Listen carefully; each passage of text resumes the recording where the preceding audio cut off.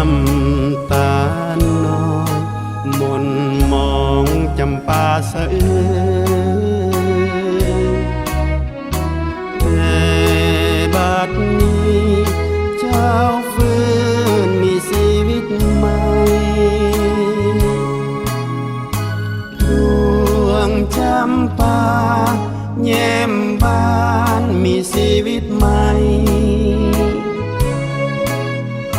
แสงสุรีส่องสายทั่วแดนอาณากินจำปาหอมหวนอยู่บ่แดนจำปาแสนหักสาวลาวเยี่ยมก่อนแม่เคยเลี้ยงลูกแต่นานมาแม่ทนทุกข์ถนอมลูกดังแก้วตาลูกบูชาบ่ลืมบุญคุณเลือดและชีวิ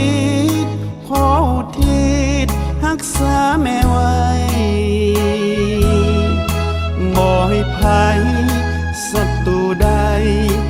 หมายปองทำลายแม่เฮาเหมือนดังเคยเทิดทูนเสิดสู่ทนุถนอมแม่เฮาให้ซื่นบานส่วนนี้ลันโด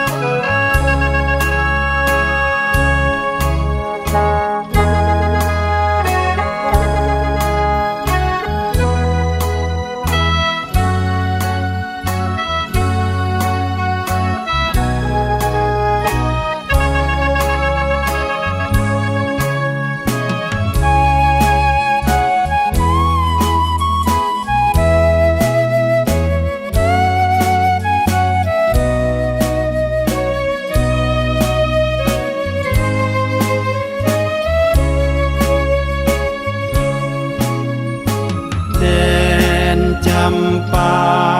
แสนหักสาวลาวเยี่ยมก่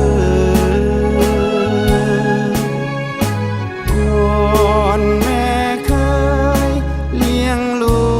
กแต่นานมาแม่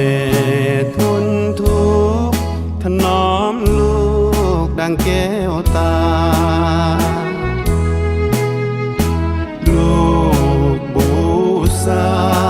บ่ลืมบุญคุณเลือดและชีวิตขออุทิศรักษาแม่ไว้บ่ให้ภัยศัตรูใดหมายปองทำลายแม่เฮาเหมือนดังเคย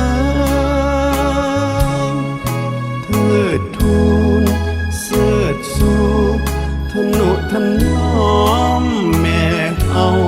ให้ซื่นบานชั่วนี้ลันโดเทิดทูนเสิดสู่ทนุถนอมแม่เฮาให้ซื่นบานชั่วนี้